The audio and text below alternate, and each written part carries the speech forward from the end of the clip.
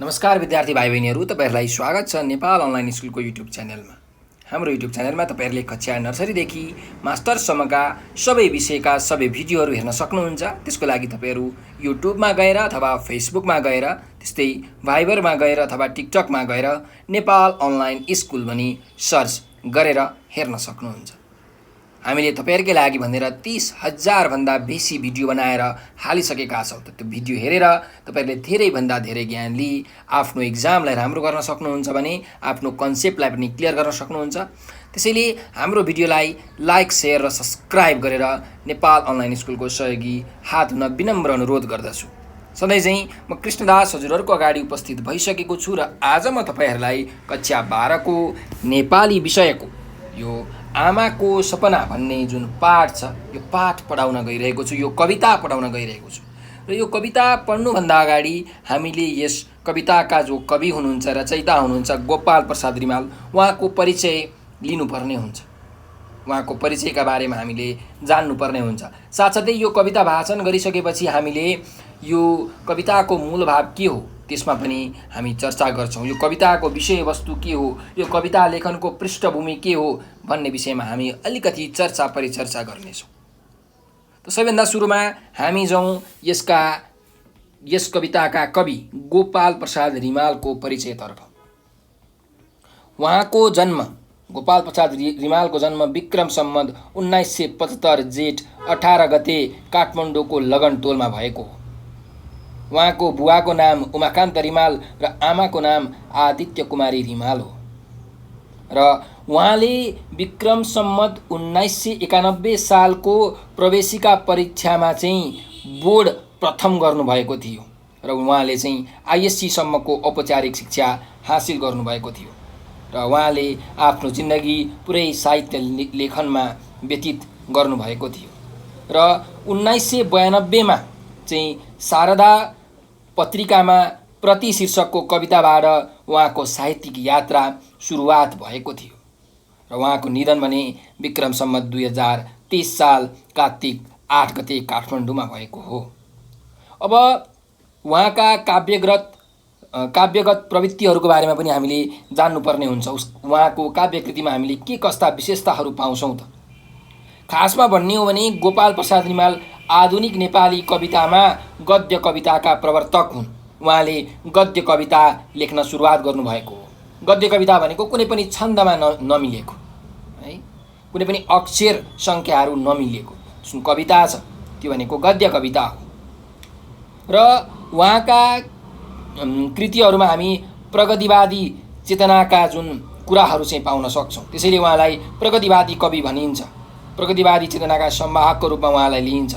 सामाजिक अन्याय, अत्याचार र शोषणको विरुद्धमा आगो ओकेल्ने कविका रूपमा हामीले गोपाल प्रसाद रिमाललाई चिन्न सक्छौँ। र उहाँका जुन कृतिहरू हुन्छन्, उहाँका जुन कविताहरू हुन्छन् एकदम सरल भाषा शैलीमा हैन, बिम्ब, प्रतीक र अलङ्कारको प्रयोग गरिएर बनेका हुन्छन्। उहाँले त्यसरी कविताहरू रच्नु भएको हुन्छ। त्यस्तै गरिकन निरङ्कुश शासन व्यवस्थाप्रतिको जुन विद्रोह छ र जनताको स्वतन्त्रताको जुन वकालत उहाँले आफ्नो काव्य कृतिहरूबाट गर्नुहुन्छ। र उहाँका कृतिहरूमा समाजको परिवर्तन र क्रान्तिको अभिव्यक्ति पाइन्छ। नेपाली जनजीवनका इच्छा, आकांक्षा, आशा, क्रान्ति, विद्रोह र सामाजिक परिवर्तनका आवाजहरू चाहिँ उहाँको कृतिहरूमा अभिव्यक्त भएको पाइन्छ। उहाँले विभिन्न कृतिहरूको चाहिँ रचना गर्नुभएको छ। उहाँका विभिन्न कृतिहरू चाहिँ प्रकाशित भएका छन्। उहाँका मुख्य कृतिहरू भन्नुपर्दाखेरि मसान भन्ने एउटा नाटक छ। विक्रम सम्वत 2003 सालमा यो मसान भन्ने नाटक चाहिँ प्रकाशित भएको थियो। त्यस्तै यो प्रेम भन्ने नाटक छ उहाँको, यो चाहिँ विक्रम सम्वत 2015 सालमा प्रकाशित भएको थियो। भने आमाको सपना भन्ने एउटा कविता सङ्ग्रह छ, 2019 सालमा यो प्रकाशित भएको हो। त्यही कविता सङ्ग्रहको यो एउटा यहाँ कविता हाम्रो पाठमा राखिएको छ। र उहाँले विभिन्न पुरस्कारहरू, विभिन्न मान सम्मानहरू पनि पाउनु भएको छ।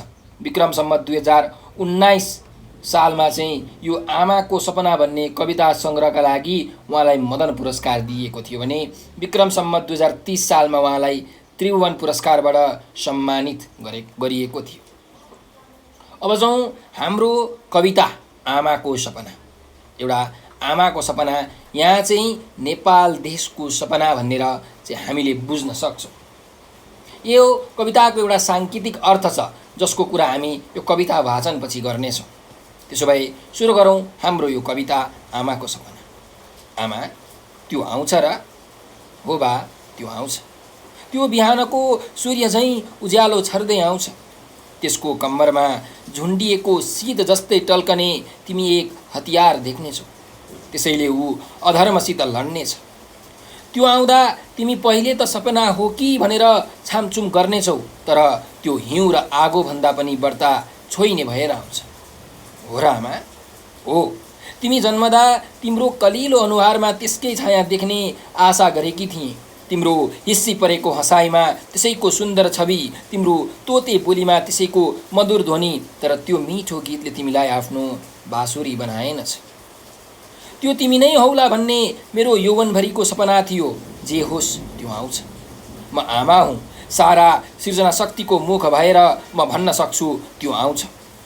मैले यो कुनै अल्छी सपना देखेको होइन। त्यो आएपछि तिमी यसरी मेरो काखमा आएर घोप्टिने छैनौ। सत्य कुरालाई तिमी यसरी चुम्बकीय र कथा सुन्ने छैनौ। तिमी त्यसलाई आफै नै देख्न सक्ने, सहन सक्ने र ग्रहण गर्न सक्ने हुनेछौ। मैले यसरी धैर्य दिनुको सट्टा तिमी सङ्ग्राममा जाँदा लाख सम्झाएर पनि नमान्ने आमाको मनलाई सान्त्वना दिँदै बिदा हुनेछौ। मैले यसरी रोगीलाई चाहिँ तिम्रो कपाल मुसारिरहनु पर्ने छैन। हेरौला त्यो हुरी भएर आउनेछ। तिमी पात भएर पछ्याउनेछौ। उहिले त्यो जीवन लोकबाट झरेर जुन जस्तै पोखिँदा सारा जडता सकबकाएको थियो बा, त्यो आउनेछ। तिमी उठ्नेछौ। त्यो आउँछ कि आमा? मधुर उषाले चराहरूको कण्ठलाई जस्तै त्यो आउने आशाले मेरो हृदयलाई कुतकुत्याइसक्यो आमा। हो त्यो आउँछ। त्यो बिहानको सूर्य झैँ उज्यालो छर्दै आउँछ। अब म उठे गएँ, तर त्यो तिमी नै हौला भन्ने मेरो यौवनभरिको सपना थियो भनेर यो कविता यहाँ समाप्त भएको छ।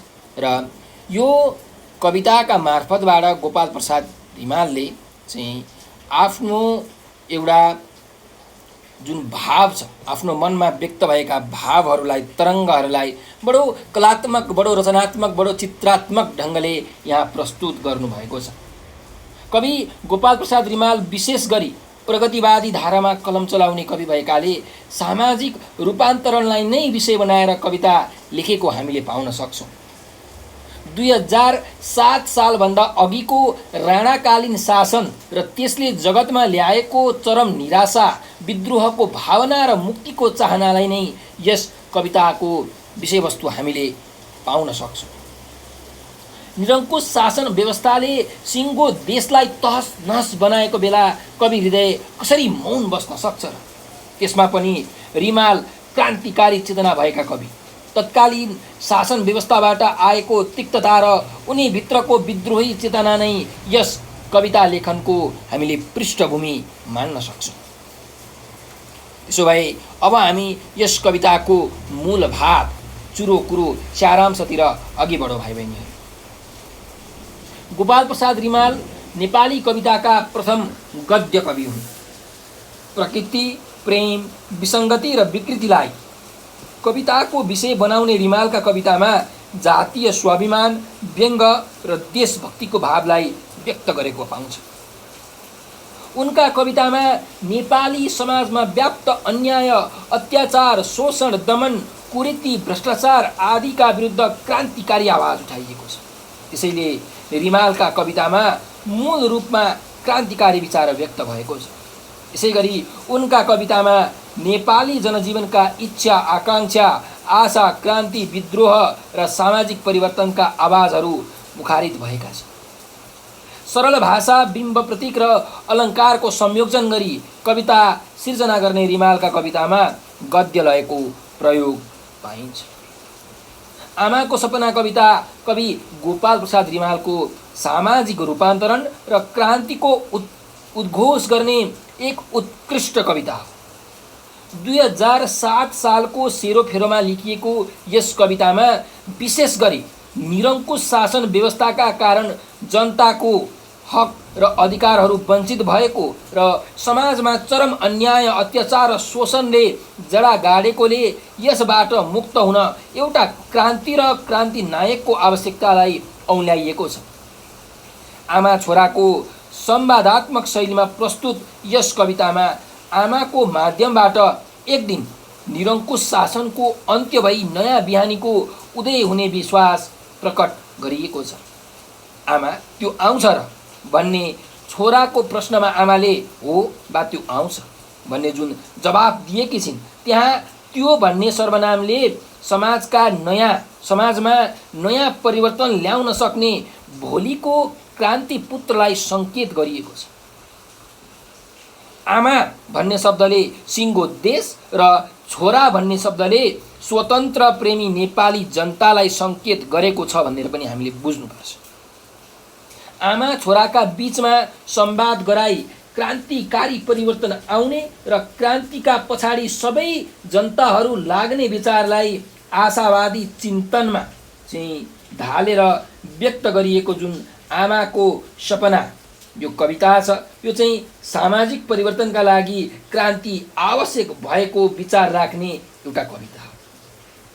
शोषण, अन्याय, अत्याचार र निरङ्कुश शासन व्यवस्थाबाट पीडित भएकी नेपाल आमाले परिवर्तनको आशा गरेकी छिन्, तर त्यो परिवर्तन वर्तमान सन्ततिहरूबाट सम्भव नभई भावी पुस्ताबाट मात्र सम्भव हुने कुरा यस कवितामा उठाइएको छ। नेपाल आमा प्रत्येक पटकको प्रसव वेदनाबाट आफूले जन्म दिएको सन्तानलाई वीर योद्धाका रूपमा हेर्न चाहन्छन्, तर त्यस किसिमको परिवर्तन आफ्ना वर्तमान सन्ततिबाट सम्भव नहुने र भावी सन्ततिबाट मात्र सम्भव हुने कुरा पनि यस कवितामा व्यक्त गरिएको छ। र त्यस्तो भयो भने आफूले पनि मुक्ति प्राप्त गर्ने कुरालाई यो कवितामा सशक्त रूपमा उठाइएको छ। आमाले जन्माउने भावी सन्तान बिहानको सूर्य जस्तै उज्यालो रूपी क्रान्ति छर्दै आउँछ भन्ने भाव यस कवितामा हामीले पाउन सक्छौँ। क्रान्तिको अवतरण भएपछि क्रान्ति चेतना शून्य शिशु पनि यसको चाहिँ अनुयायी हुनेछ अनि क्रान्तिको शक्ति सर्वव्यापी हुनेछ। परिवर्तनका लागि क्रान्तिको बिगुल फुकेपछि सत्यमाथि हुने अन्याय अत्याचार विरुद्ध सबै जनताहरू लागि पर्नेछन्। यसरी कविले नेपाल आमाका तर्फबाट उनका सन्तानलाई माध्यम बनाएर आफूभित्र रहेको क्रान्तिकारी भावलाई व्यक्त गरेका छन्।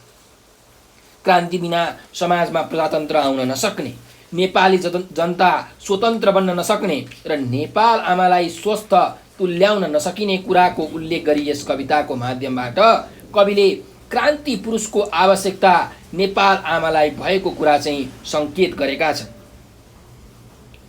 विक्रम सम्वत 2007 सालको आसपासमा रचना गरिएको यस कविताद्वारा कविले हाम्रो समाज युगीन राजनीतिक दुर्गन्धको जालोमा फसी जुन अवस्था अहिले आएको छ त्यसलाई चाहिँ स्वस्थ तुल्याउन क्रान्ति गर्नुपर्ने सन्देश व्यक्त गरेका छन्।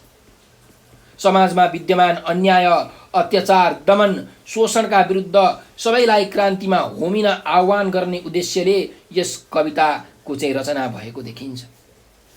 देशमा क्रान्ति रूपी हुरी आएर विकृति, विसङ्गति, अन्याय, अत्याचार र निरङ्कुशता रूपी फोहोरलाई उडाएर समतामूलक समाजको स्थापना हुन्छ भन्ने आशावादी भावको विस्तार गर्नुमा यस कविताको मुख्य विषयवस्तु केन्द्रित रहेको छ। न्यूनतम 4 तथा अधिकतम 23 अक्षर र 48 हरफहरूमा यस कविताको संरचना फिजिएको छ, जुन हामीले पढेर यहाँ थाहा पाइसकेका छौँ। र यस कवितामा सरल, सहज एवं प्रश्न उत्तरको शैली प्रयोग गरिएको छ। सूर्य, हतियार, बाँसुरी, हुरी, जुन जस्ता सन्दर्भयुक्त बिम्बहरूको यसमा प्रयोग गरेको पाइन्छ। अन्याय गर्ने भन्दा अन्याय सहने दोषी हो भन्ने भनाइलाई यथार्थ रूपमा प्रस्तुत गर्दै शोषण र दमनका विरुद्ध आन्दोलित हुन प्रत्येक नेपाली आमाले आफ्ना सन्तानहरूलाई सम्झिरहेका छन्। नयाँ युगको सुरुवात गर्न प्रत्येक पिँढीले आफ्नो अवस्था अनुसार आन्दोलन गर्नुपर्छ भन्ने क्रान्तिकारी भाव कविले यस कवितामा बडो कलात्मक ढङ्गले व्यक्त गरेका छन्। यो नै यस कविताको मूल भाव हो, मुख्य विषय हो, चुरो कुरो हो, गुदी कुरो हो, मेन पोइन्ट हो। यो कुरालाई तपाईँहरूले राम्रोसँग चाहिँ बुझ्नुहोला र याद गर्नुहोला है। त हाम्रो यो कविता र कविताको मूल भाव पनि सकिसकेको छ। अब हामी अर्को भिडियोमा चाहिँ यस पाठको शब्द भण्डार र बोध र अभिव्यक्तिको अभ्यास लिएर आउने नै छौँ। तपाईँहरूलाई यो भिडियो कस्तो लाग्यो कमेन्टमा प्रतिक्रिया दिन भने नबिर्सनुहोला। र तपाईँहरूलाई चाहिँ केही समस्या परेको छ, मनमा केही जिज्ञासा उत्पन्न भएको छ, केही जान्नु भएको छैन, बुझ्नु भएको छैन भने यो नम्बर 9849595895 9845955895 यसको चाहिँ भाइबर, टेलिग्राम र व्हाट्सएपमा तपाईँहरूले हामीलाई म्यासेज गरेर आफ्नो समस्या व्यक्त गर्न सक्नुहुन्छ। साथसाथै हामीले तपाईँहरूका लागि 30,000 भन्दा बेसी भिडियोहरू बनाइसकेका छौँ। क्लास 12 कै विभिन्न सब्जेक्ट्सहरूको, विभिन्न च्याप्टर्सहरूको, विभिन्न टपिक्सहरूको चाहिँ हामीले सयौँ भिडियोहरू बनाइसकेका छौँ र ती भिडियोहरू तपाईँहरूले युट्युबमा चाहिँ भाइबरमा, त्यस्तै गरिकन फेसबुकमा, इन्स्टाग्राममा भेट्टाउन सक्नुहुन्छ। त्यसको लागि तपाईँहरूले चाहिँ हामीलाई सहयोग गर्नु पर्यो। हाम्रो भिडियोलाई लाइक र सेयर गर्नु पर्यो, हाम्रो युट्युब च्यानललाई सब्सक्राइब गर्नु पर्यो, भाइबरमा, टिकटकमा, फेसबुकमा, इन्स्टाग्राम हामीलाई फलो गर्नु पर्यो। अनि तपाईँहरूलाई थाहा हुन्छ नि त हामीले कुन भिडियोहरू हालिरहेका छौँ, कति बेला भिडियोहरू हालिरहेका छौँ। हामीले दिनानुदिन नयाँ नयाँ कन्टेन्टहरू, नयाँ नयाँ भिडियोहरू बनाएर हालिरहेका हुन्छौँ। त्यस्तै हामीले समय समयमा चाहिँ लाइभ क्लासेसहरू गरिरहेका हुन्छौँ। विद्यार्थीको समस्यालाई मध्यनजर गर्दै ती समस्याहरूलाई कसरी सुल्झाउन सकिन्छ भन्ने चाहिँ कुरामा हामी वार्तालाप विद्यार्थीहरूसँग गरिरहेका हुन्छौँ। त्यसैले तपाईँहरूले हाम्रो लाइभ क्लास जोइन गर्नुहोस्, हाम्रो भिडियो मन परेमा लाइक र सेयर गर्नुहोस्। अब हामीले एकदमै कमजोर विद्यार्थीहरूको लागि पनि यो पर्सनल लाइभ क्लासहरू गराइरहेका छौँ। त्यो लाइभ क्लासमा तपाईँहरू जोइन हुन सक्नुहुन्छ। त्यसको लागि तपाईँहरूले यो जुन नम्बर छ स्क्रिनमा 9849595895 त्यसमा सम्पर्क गर्न सक्नुहुन्छ अथवा भाइबर, टेलिग्राम र व्हाट्सएपमा म्यासेज गर्न सक्नुहुन्छ। त आजलाई यति नै। तपाईँहरूलाई भिडियो मन परे लाइक र सेयर गर्न चाहिँ अवश्य पनि हात अघि बढाइदिनु होला। तपाईँहरूले यो भिडियो अन्तिमसम्म हेरिदिनु भयो, त्यसको लागि तपाईँहरूलाई हृदयबाट धेरै धेरै धन्यवाद छ। स्वस्थ रहनुहोस्, व्यस्त रहनुहोस्, मस्त रहनुहोस्।